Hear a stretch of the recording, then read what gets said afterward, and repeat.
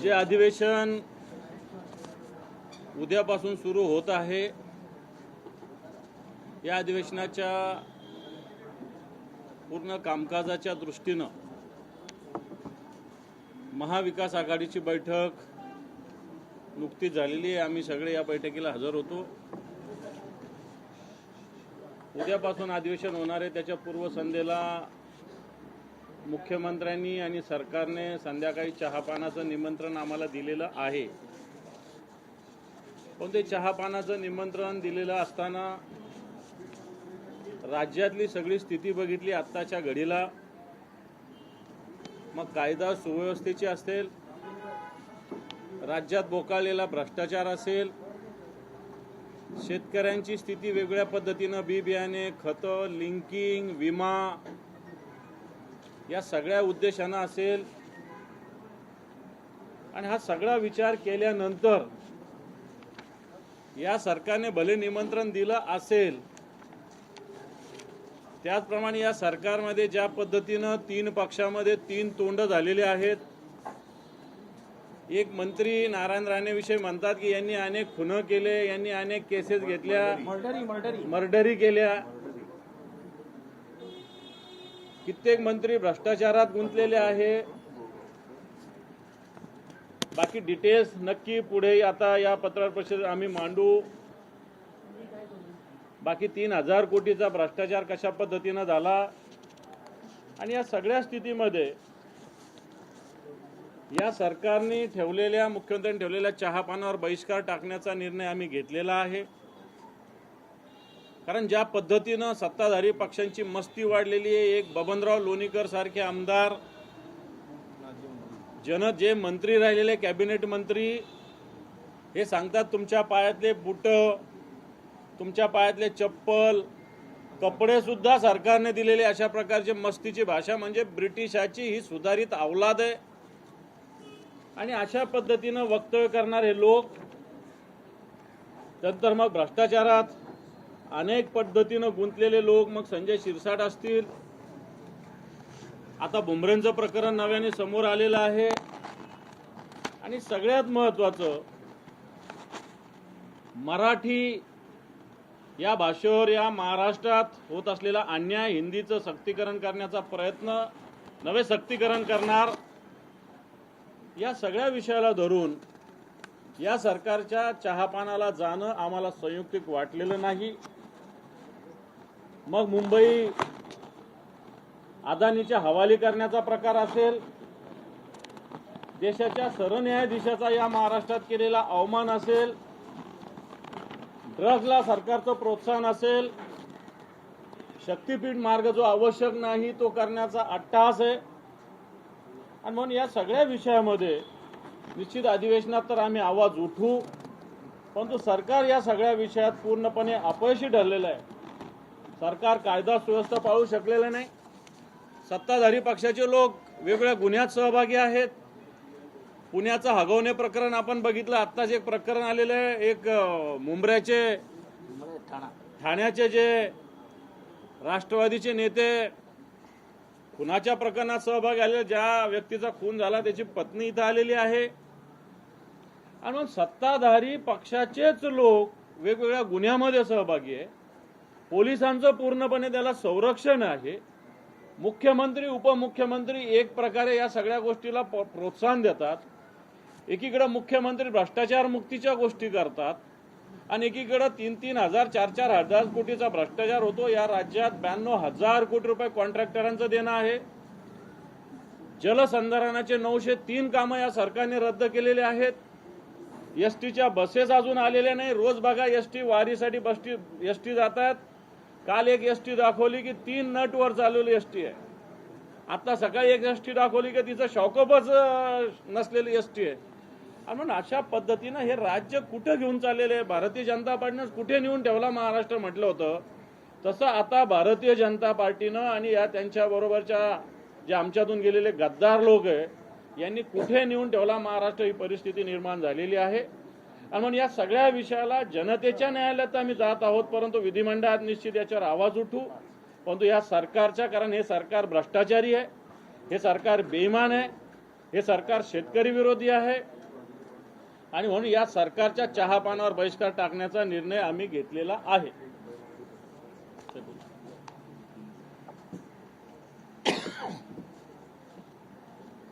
उद्यापासून अधिवेशन सुरू होतं आणि आपल्याला माहिती असतं की पूर्वी संध्येला चहापाण्याचा कार्यक्रम असतो. तसं पाहायला गेलं तर आम्ही विचार करत होतो की ह्या कार्यक्रमाला जायचं की नाही जायचं, कारण विषय अनेक आहेत.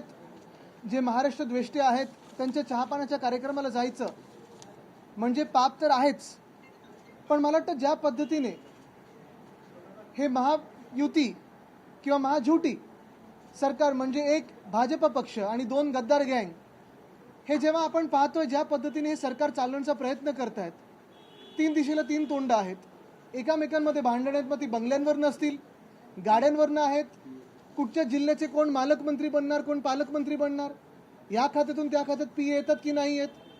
आणि मग हेच नाही तर मुख्यमंत्र्यांसमोर जाहीरपणे हे पण सांगतात की माझा फंड ह्यांनी चोरला, त्यांचा फंड त्यांनी चोरला. कदाचित त्यांच्यामध्ये देखील अजूनही थोडं एक कोऑर्डिनेशनची गरज आहे आणि म्हणून आम्ही हा निर्णय घेतला की चहापानाच्या कार्यक्रमामध्ये एकामेकांची तोंड तरी बघतील ते. आणि जे सोबत दोन आलेले आहेत त्याच्यात दाग अच्छे आहे ही भाजपची नवीन टॅगलाईन जरी झाली तरी भ्रष्टाचाराचे दाग घेऊन अनेक लोक जे त्या मंत्रिमंडळात बसले असतील किंवा त्या चहापानाला जातील, कदाचित मुख्यमंत्री त्यांना पहिल्यांदा बघतील किंवा त्यांना पुन्हा एकदा आठवण होईल की होय ह्यांच्यावरच मी आरोप केले होते, कोणाला जेलमध्ये टाकणार होते, कोणावर काय आरोप लावले होते, कोणी ईडी कोणाच्या मागे लावली होती. आणि हेच सगळं पाहता आपण पाहतो आता की भ्रष्टाचारी सरकार भाजपचं जे झालेलं आहे त्याच्यात सगळ्यात मोठा घोळ आणि कदाचित आता घोटाळा देखील समोर येत आहे.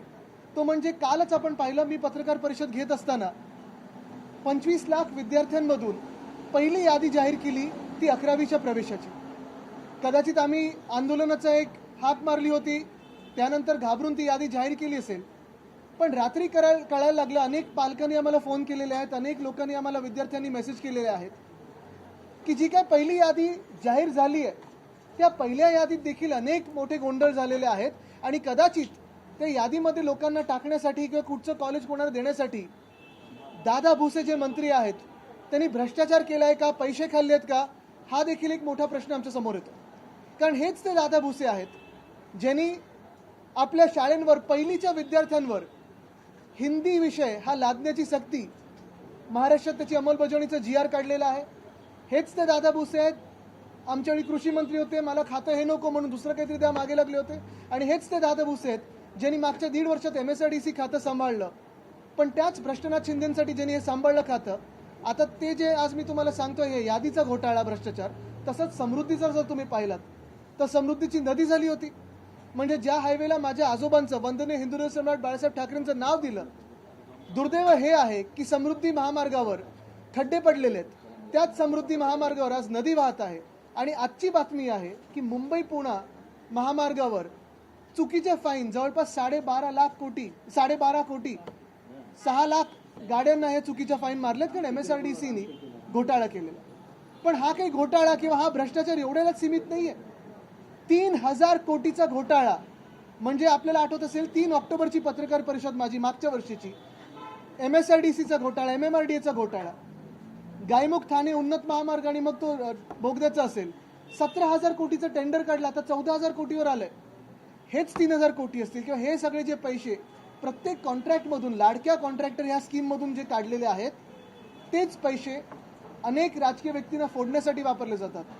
तेच पैसे पक्षाच्या बळकटीकरणासाठी केले जातात.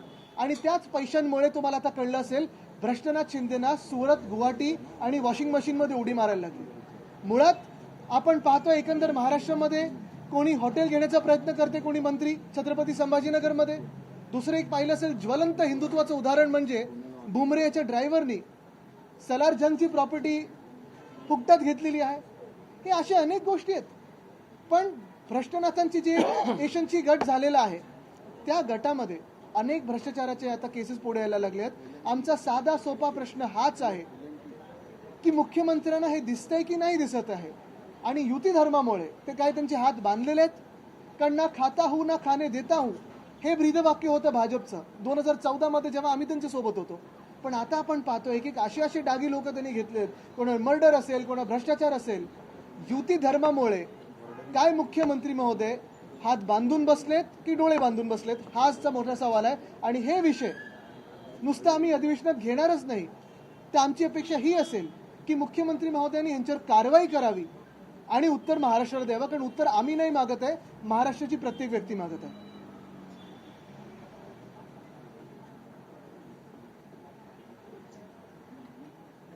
महाराष्ट्रामध्ये अनेक विषयाच्या संदर्भात उद्याच्या अधिवेशनाच्या संदर्भात आमचे विरोधी पक्षनेते आणि आदित्यजींनी बऱ्याच गोष्टी सांगितल्या. 2-3 गोष्टीवर महत्त्वाचा विषय असा आहे की शेतकऱ्याला पूर्णतः वाऱ्यावर सोडलेला. शेतकऱ्यांची संपूर्णतः कर्जमाफी देतो म्हणून सांगितलं आणि आता समिती नेमत बसली. म्हणजे बळीराजाला फसवण्याचं पाप करणारे हे सरकार आहे. ज्या बळीराजाच्या भरोशावर खातात आणि त्या बळीराजाला म्हणतात तुझ्या अंगावरचे कपडे आम्ही दिलेत, तुझ्या पायातले चपला आम्ही दिलेत, तुझ्या बापाला दिलं, तुझ्या मायेला दिलं, अशा प्रकारचे घाणेरडी भाषा वापरून समस्त शेतकऱ्यांचा अवमान करणारे सरकार आहे. की खरं तर हे वक्तव्य माजी मंत्री असलेल्या लोणीकरांनी केलं आणि या संदर्भातली पुढची भूमिका आमची काय राहील ते आम्ही ठरवू. पण अशा मनोवृत्तीच्या, विकृत मनोवृत्तीच्या विचार असलेल्या सरकारच्या चहापाण्याला जायचं का? राज्यातली कायदा सुव्यवस्था पूर्णतः उद्ध्वस्त झालेली आहे. रोज खून होत आहे, बलात्कार होत आहे, काही कायद्याचा धाक राहिलेला नाही, पोलिसांचा धाक राहिलेला नाही. आणि हे सरकार मस्तपणे मस्तगुल होऊन टक्केवारी आणि जिल्हे वाटण्याच्यासाठी एकमेकाशी भांडत आहे.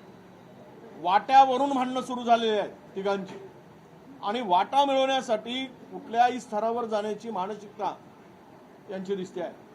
म्हणजे एकमेकाच्या खात्यावर निधीवर डोळा ठेवू नयेत. हे डोळा ठेवून यासाठी आहेत की यांना डोळा मारून घ्यायचा आहे म्हणून एक दुसऱ्याच्या खात्यावर. यांना जनतेच्या कामावर डोळा ठेवायचा, जनतेच्या प्रश्नावर यांचा डोळा नाही आहे. यांचा डोळा कुठे आहे तर निधीवर डोळा आहे. अधिकाधिक निधी मिळवायचा आणि त्यातून आपली टक्केवारी काढायची. आपल्याला माहीत असेल की महाराष्ट्रामध्ये अवकाळी पाऊस मोठ्या प्रमाणात आला आणि त्यामध्ये प्रचंड नुकसान झालं. 2 वर्षापासून 1 रुपयाही शेतकऱ्याला मिळालेला नाही. या सगळ्या नैसर्गिक आपत्तीमध्ये झालेल्या नुकसानीचे पैसेच मिळत नाही. आणि मग अशा सरकारच्या चहा पाण्याला काय जायचं आम्ही? ज्यांना महिलाचं संरक्षण करता येत नाही, ज्यांना कायदा सुव्यवस्था नीटपणे हाताळता येत नाही, ज्या भ्रष्टाचारामुळे प्रचंड अखंड बुडालेलं हे सरकार आहे. तुम्हाला माहीत असेल की सुप्रीम कोर्टाच्या निर्णयानंतर 3,000 कोटी रुपयेचा भ्रष्टाचार त्या ठिकाणी झालेला दिसून आला.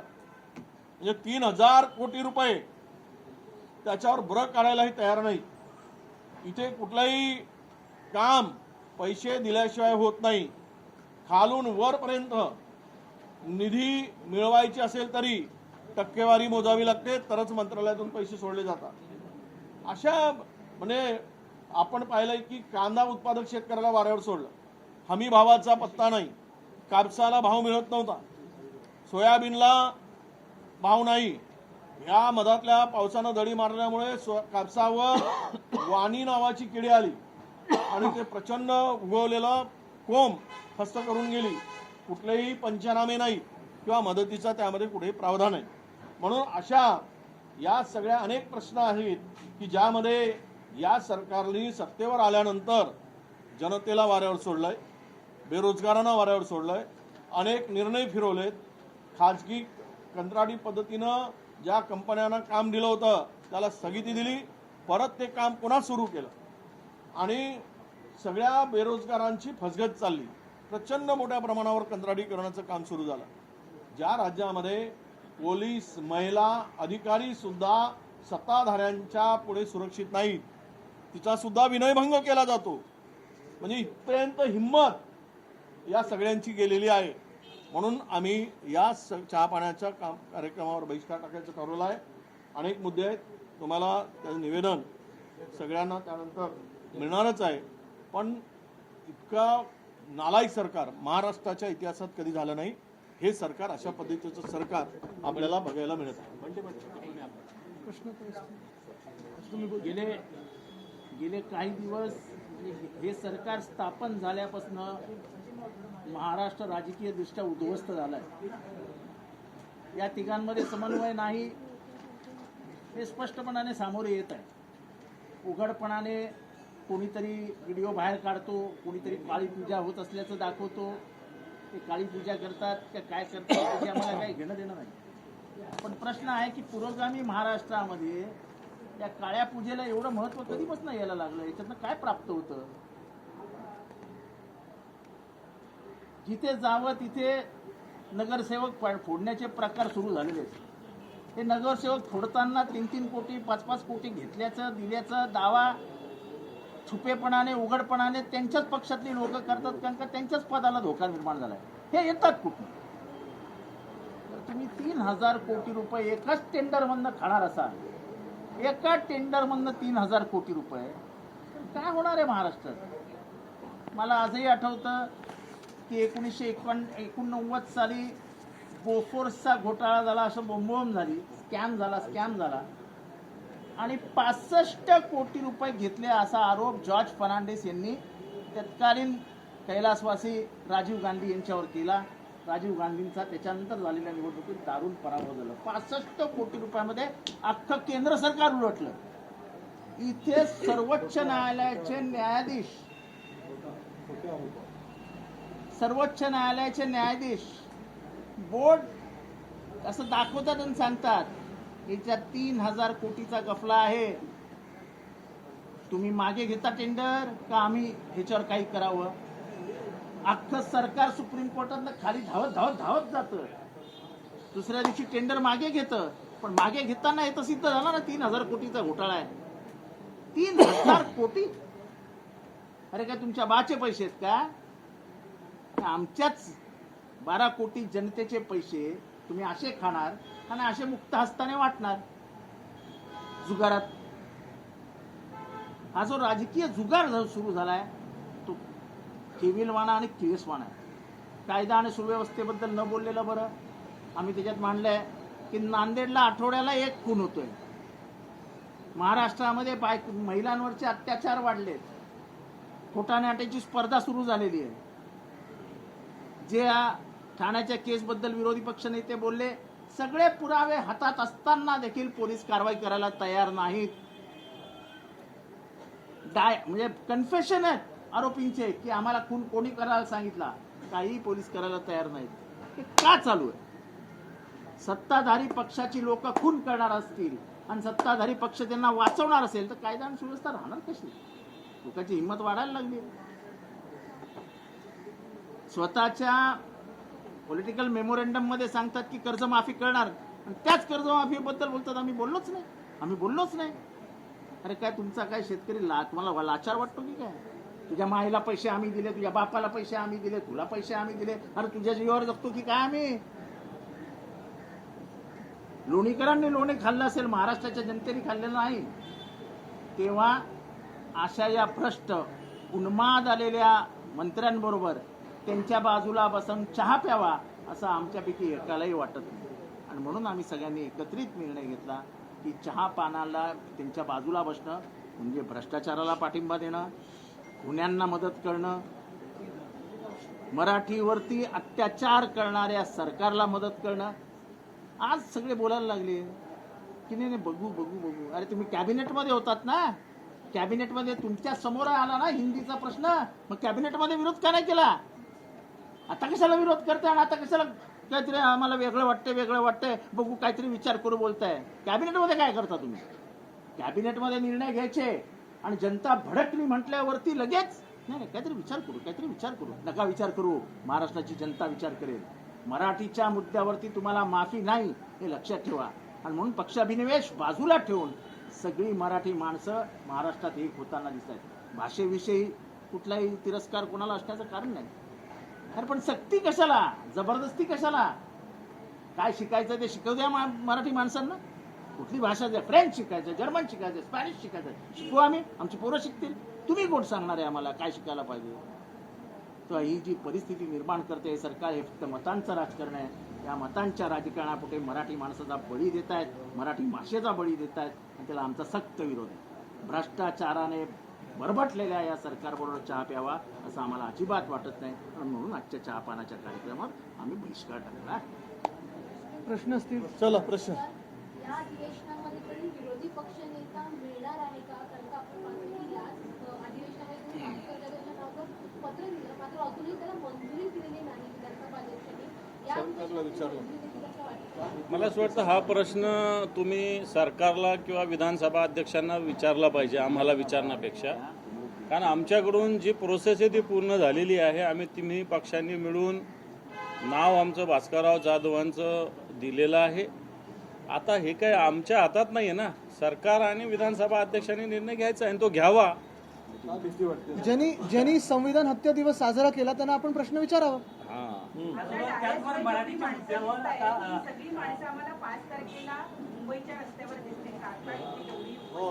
नक्की. सगळे मराठीवर हा हा अजित पवार म्हणतायत की मराठीच्या मुद्द्यावरून आम्हाला मोर्चा काढण्याची वेळ येऊ नये असं म्हटलं. बघा, एक ह्याच्यात महत्वाचा प्रश्न हाच आहे, ह्याच्यात महत्वाचा विचार करण्याची हीच गोष्ट आहे की गेल्या 10 वर्षामध्ये असेल आणि खास करून गेल्या 5 वर्षामध्ये असेल, का म्हणून आम्ही विश्वास ठेवायचा भाजपावर की ते हे भाजप महाराष्ट्रप्रेमी आहेत. आपण पाहिलं असेल जे international financial centre Manmohan Singh साहेबांनी मुंबईला दिलं होतं, BKC मध्ये दिलं होतं, ते सरकार आल्या आम्ही सगळे विरोध करून देखील भाजपने उचलून नेलं गुजरातला गिफ्ट सिटी म्हणून. त्याचा फायदा नुसतं मुंबईला नाही तर देशभराला झाला असता. दुसरी गोष्ट, भाजपच्या सरकारमध्ये गेल्या 5 वर्षात आपण पाहतोय, मग मिंदेंचं सरकार असेल किंवा भाजपचं सरकार असेल, गेल्या 2.5-3 वर्षामध्ये Vedanta Foxconn, Airbus Tata, bulk drug park, medical device park हे सगळं नेलं त्यांनी गुजरातला आणि अनेक त्यांच्या राज्यांमध्ये. तिसरी गोष्ट आपण पाहतोय, गेल्या 2.5 वर्षाच्या काळामध्ये मिंदेंचं सरकार असो किंवा भाजपचं सरकार असो, आता भाजपचं सरकार आलंय, तुम्हाला मराठी बोलण्याची गरज नाहीये, आम्ही ज्या भाषेत बोलायचं ते बोलू, हे एका दुकानात जाऊन मराठी माणसावर दादागिरी भाजपच्याच सरकारमध्ये कशी होऊ शकते?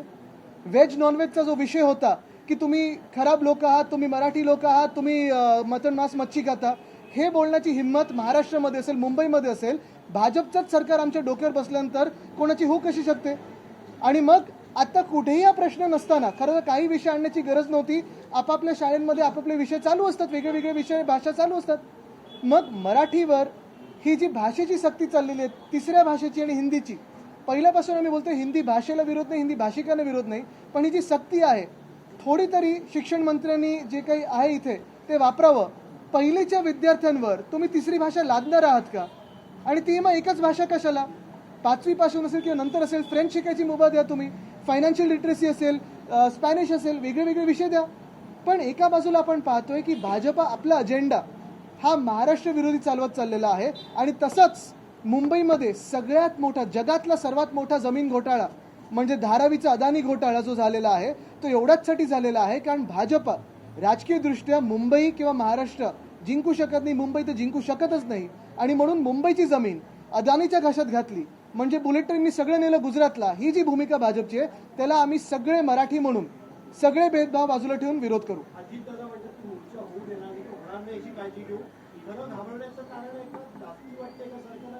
बघा, होऊ देणार नाही, होण्याची गरज नाही आणि होऊ देणार नाही ह्याच्यामध्ये फरक आहे.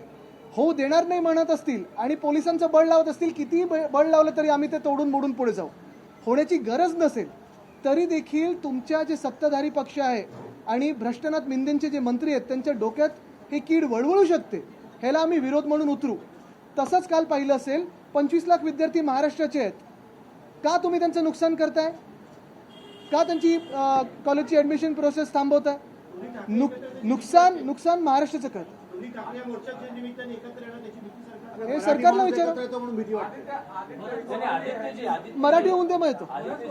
अजित पवारांचं जे स्टेटमेंट आहे ते असं म्हणाले की मोर्चा काढण्याची वेळ येऊ नये यासाठी आम्ही प्रयत्नशील आहोत. जी एक शक्यता व्यक्त केली जाते की हा अध्यादेश कदाचित आज किंवा उद्या अधिवेशनाच्या काळात मागे घेतला जाऊ शकतो, एक समिती स्थापन केली जाऊ शकते तज्ज्ञांची आणि त्यानंतर समिती वगैरेची गरजच नाही. त्या समितीला देखील आमचे विरोध आहे कारण पहिलीपासून जर तुम्ही तिसरी भाषा लादणार असाल आणि एकच ही हिंदी भाषा लादणार असाल आमचा विरोध राहील. तुम्ही मुख्य गोष्ट म्हणजे GR का काढला तुम्ही? आणि परत एकदा मी तुम्हाला सांगतो, युती धर्मामुळे असं काही झालंय का की फडणवीस साहेब हतबल झालेत? म्हणजे तसं UPA बद्दल भाजप आणि आम्ही सगळे NDA बोलायचो की प्रधानमंत्री चांगले आहेत पण हतबल आहेत, कोalition धर्म आहे. तसं आज कोalition धर्माची अडचण मुख्यमंत्री महोदयांवर येतंय का? आणि परत त्याच्याही पुढे जाऊन तुम्हाला सांगतो, काल जो मी शंका जी उपस्थित केलेली आहे की मुख्यमंत्र्यांना अडचणीत आणण्यासाठी भ्रष्टनाथ मिंदेंचे मंत्री काही प्रयत्न करतात का, हा देखील विचार आपण करणं गरजेचे आहे. भरत गोगावले यांच्याकडून सरळ एका मंत्र्याच्या खुनाचं या ठिकाणी समर्थन केल्याचं पाहिलं मिळतं. नारायण राणेंपासून त्यांना दिलेले आहे. सांगा कोण बोलणार आहे का? पण हे मंत्री प्रधानमंत्र्यांच्या बाजूला बसू शकतात खून करून, म्हणजे प्रधानमंत्र्यांच्या सुरक्षेला देखील किती मोठा धोका ह्यांनी निर्माण केला हा विचार करा. बाकी आता काकेत रुमाल नाही म्हणून मी जास्ती बोलू नाही शकत. या वेळेने किती मर्डरी केल्या, मर्डर म्हणजे एक होतो, मर्डरी म्हणजे अधिक. ह्या केसी आणि मर्डरी याच्याबद्दल जर काय अधिकची माहिती असेल तर महाराष्ट्राच्या गृहमंत्र्यांना म्हणजे मुख्यमंत्र्यांना हात जोडून विनंती आहे, या मर्डरीबद्दल आणि या केसीबद्दल आपण अधिकची माहिती माननीय गोगावले साहेबांकडनं घ्यावी आणि महाराष्ट्राला पुढील ज्ञान देऊ. आणि त्याच्यात कोंबड्या बसू नका म्हणजे बाकीचं. पण एक खरोखर याच्यात नाही एक खरी गोष्ट याच्यात आहे, म्हणजे गंमत जरी बाजूला ठेवली आपण तरी एखादा जबाबदार मंत्री हे वक्तव्य करू शकतो. हा, जे केंद्रीय मंत्री राहिले त्यांच्याबद्दल पोलिसांनी त्यांना बोलवून त्यांचा जबाब घेतला पाहिजे की नक्की काय तुमच्याकडे माहिती आहे. चौकशी दोघांवर केली पाहिजे की कुठच्या मर्डर झाल्या आहेत, कुठचे आरोप झालेले आहेत, आणि हे खरं मुख्यमंत्र्यांनी बोलून घेतलं पाहिजे. कारण जर असे मर्डर करणारा व्यक्ती प्रधानमंत्र्यांच्या बाजूला कॅबिनेटमध्ये बसत असेल तर प्रधानमंत्र्यांच्या देखील आपण पाहतो सुरक्षेला मोठा धोका आहे. पण सभागृहातच मुख्यमंत्री मनोज जरांगे पाटील यांची आता थोड्या वेळापूर्वी पत्रकार परिषद कोणाची? मनोज जरांगे पाटील, आणि त्यांनी असं सांगितलं की 29 ऑगस्टला 28 ऑगस्टला ते मुंबईमध्ये येत आहेत आणि पुन्हा एकदा मराठा आरक्षण आणि हा संपूर्ण अधिवेशन संपल्यावर येतात, त्याच्यावर चर्चा आता नंतर होईल. पण आता त्यांनी पत्रकार परिषद आजचा विषय नाही आहे, आमचा बहिष्काराचा विषय आहे. आणि मराठी सक्ती करणाऱ्यांच्या विरोधाचा निषेध. अभिषेकजी थांबा, तुमची सक्ती नंतर, पहिली आमची सक्ती, पहिली आमची शक्ती, मग तुम्ही म्हणतात की नारायण राणेंचे मर्डर्स वगैरे मी नाही गोगावले हातात रुमाल घेऊन फिरणारे टॉवेल मध्ये बसणारे. फडणवीस ज्यावेळेस सभागृहात होते त्यावेळेसच त्यांनी संपूर्ण कायदा सुव्यवस्थेची लिस्ट वाचलेली होती. तरी देखील त्यांचा भाजपमध्ये मोठा पक्षप्रवेश झालेला होता. मुख्यमंत्र्यांना एवढं समजून देखील त्यांनी हा पक्षप्रवेश. मग म्हणूनच मी विचारतोय ना की मुख्यमंत्री हतबल आहेत का, कोalition धर्म आहे का, युती धर्म आहे का? राज्यसभा में न्याय न होगा, सच्चे को फांसी होगी, झूठा मौज उठाएगा, असं चाललेलं आहे. शिवराज मातंकर नावाच्या एका सराईत गुंडाला प्रवेश दिलेला. शिंदे यांच्या शिवसेनेत. आपण जर पूर्ण यादी पाहाल वरपासून खालपर्यंत, नाही एक मिनिट, सलीम कुत्ता बरोबर ज्यांनी नाचले, युपीए केस टाकली होती युएपीएची, काय झालं? प्रवेश दिला. इक्बाल मिर्ची बरोबर ज्यांनी व्यवहार केला, काय झालं? प्रवेश दिला.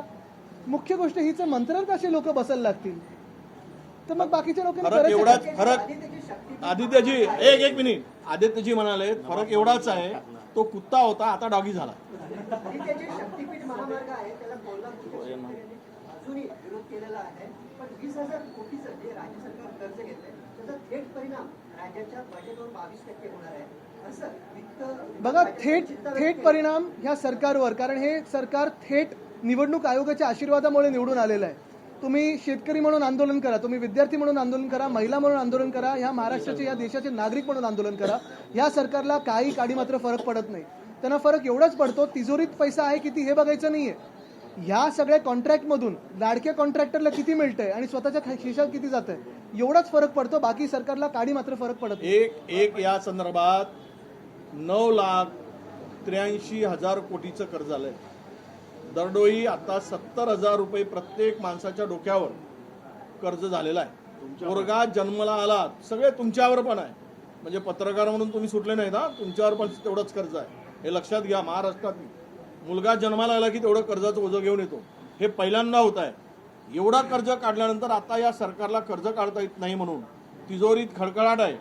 सगळे योजना गुंडाळल्या आहेत, आदिवासी समाज कल्याणचे निधी वळवला आहे आणि म्हणून यांनी आता महामंडळं तयार करून कर्ज काढून सरकारच्या तिजोरीतून त्या कर्जाचं व्याज द्यायचा आणि कर्जावर इन्फ्रास्ट्रक्चर उभं करायचं, रस्ते बांधायचे, पूल बांधायचे, सगळ्या इन्फ्रास्ट्रक्चर मोठं मोठं करायचं आणि त्यातून टक्केवारी वसूल करायचा.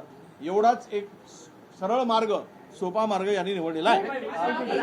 ह्याच्यात अजून एक महत्वाचं म्हणजे आपण पाहिलं असेल, हे तुम्ही कितीचा खर्च बोलताय?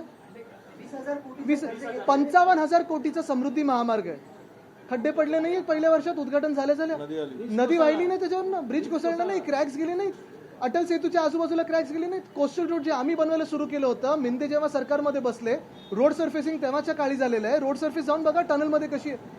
मेट्रो 17 दिवसापूर्वी जे उद्घाटन झालं त्याची भिंत कोसळते. हे आज दुर्दैवी चित्र महाराष्ट्राचं. आपण एका काळी आपल्याला देशातलं प्रगत राज्य म्हणायचो किंवा सरकार आपलं आपण पाहत होतो, अनेक वेगवेगळी कामं करायची, पण आज महाराष्ट्र कशात फसलेलं आहे, कशात अडकलेलं आहे, या वादांमध्ये अडकलेलं आहे. हो, समृद्धीचं स्ट्रॅटेजी आहे का लाडकी बहीण योजनेमध्ये? नक्कीच आहे. नवे निकष येत आहे, लाभार्थींची संख्या कमी केली जाते आहे, तर त्या संदर्भात विरोधी पक्ष तुम्ही आता उद्यापासून पाहाल आमची लढाई सुरू होईल. पाटील सर, ते म्हणतात हे बघा. की राजकीय विरोध आम्ही शक्तीपीठाला झुगारणार नाही म्हणतात. राजकीय विरोध आम्ही शक्तीपीठ महामार्ग 12 जिल्ह्यामध्ये शेतकऱ्यांनी विरोध केलेला या शक्तीपीठ महामार्गाला. आम्ही ज्यावेळी राजकीय मंडळी यात पडतो त्यावेळी शेतकरी आमच्याकडे येतात म्हणून पडतो, आणि म्हणून याला राजकीय कलर देण्याचा प्रयत्न सरकार करते. वित्त आयोगाला ज्यावेळी बैठक झाली त्यावेळी वित्त आयोगानं सांगितलं की आता भांडवली खर्च तुमचा 10% वर गेलेला आहे. त्यांच्या ह्याच्यात नमूद आहे की कर्ज काढण्याची मर्यादा आपली जी आहे ती पुढच्या 4 वर्षामध्ये 25% मर्यादा ओलांडली जाईल.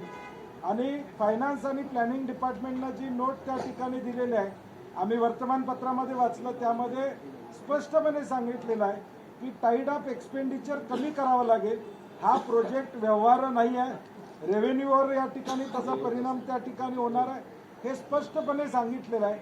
आणि म्हणून आमची भूमिका महाविकास आघाडी म्हणून असेल किंवा सगळेजण, हा गरज नसलेला शक्तीपीठ या ठिकाणी रद्द करावा.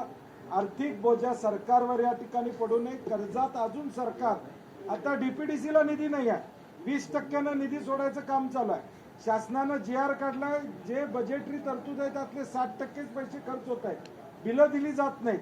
गोपीनाथ मुंडे साहेबांच्या नावानं शेतकरी जो विमा योजना आहे त्याचे 2-2 लाख रुपये या ठिकाणी दिलेले नाहीत. अशी अवस्था असताना हा शक्तीपीठ गरजेचा नाही. याला राजकीय कलर देऊन शेतकऱ्यांना या ठिकाणी अडचणीत आणण्याचा प्रयत्न सरकारचा चालू.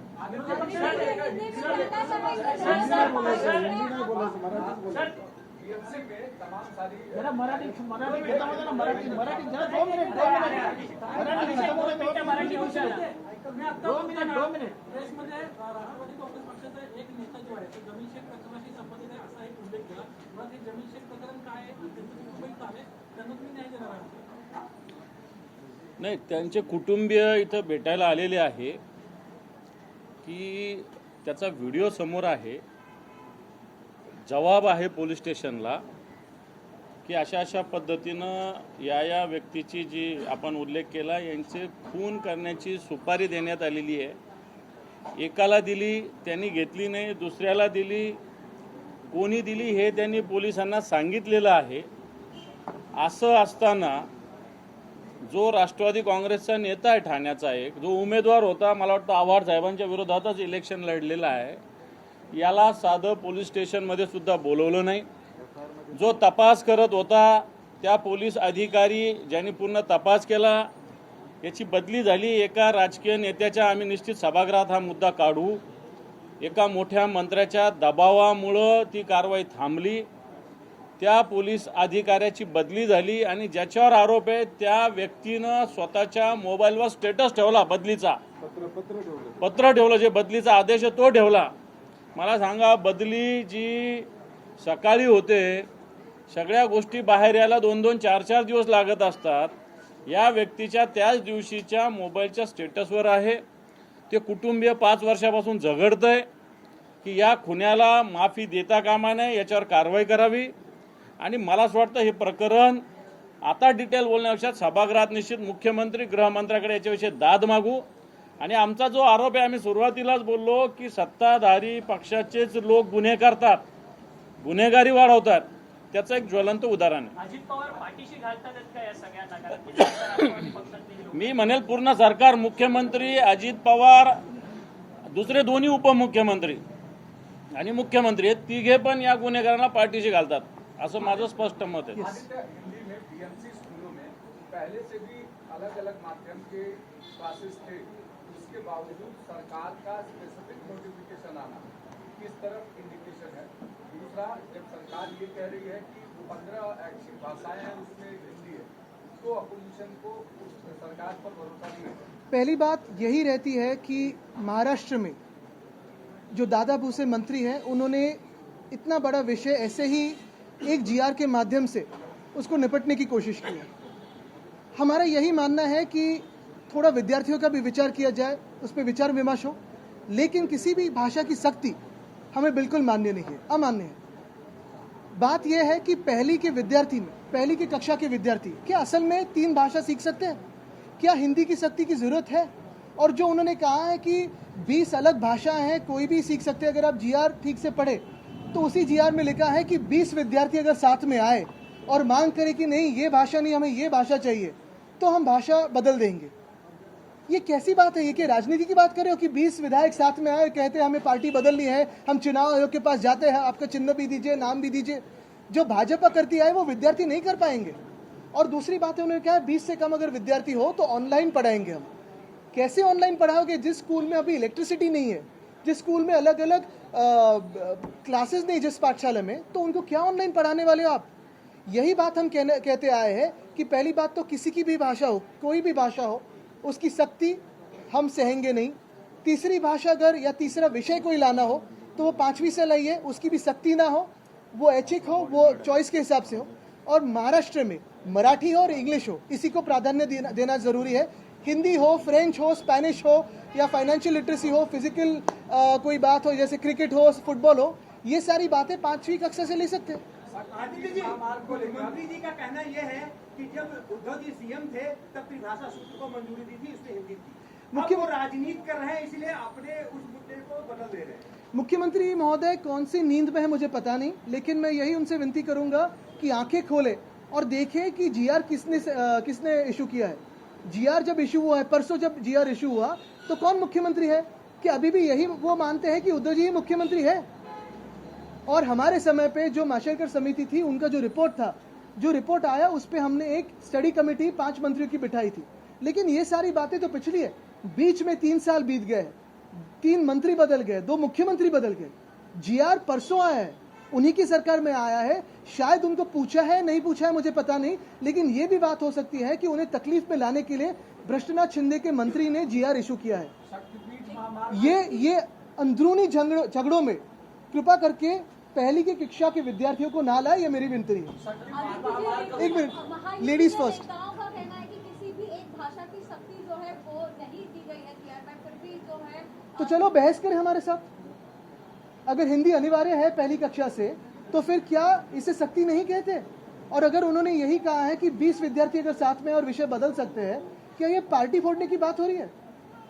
आदित्य जी, भाजपा नेता राम कदम का कहना है कि विपक्षियों की ओर से सिर्फ फोन किया जा रहा है, जबकि सरकार होते हुए देखिए, मैं यही बात कहना चाहता हूं कि आज महाराष्ट्र में पूरा अगर आप एक वातावरण देखें तो यही हम मानते हैं कि भाजपा महाराष्ट्र के खिलाफ है।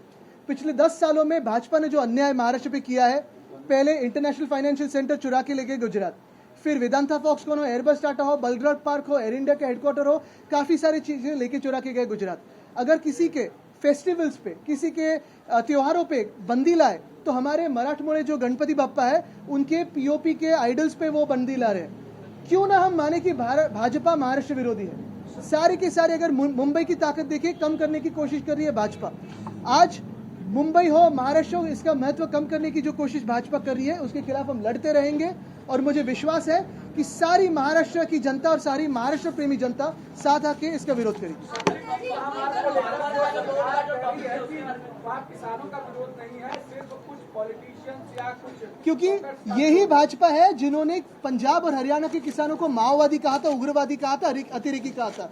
यही भाजपा है जिन्होंने पंजाब, हरियाणा और छत्तीसगढ़ के किसानों पे टीयर गैस छोड़े थे, लाठीचार्ज किया था। और यही भाजपा है जब महाराष्ट्र में भी किसानों का और कामगारों का मोर्चा मुंबई तक आ रहा था, उन्होंने उनको माओवादी कहा था, मैंने जाके उनका स्वागत किया था। तो ये भाजपा किसानों के खिलाफ है, कामगारों के खिलाफ है, महाराष्ट्र के खिलाफ है। धन्यवाद। एबीपी माझा, उघडा डोळे बघा नीट।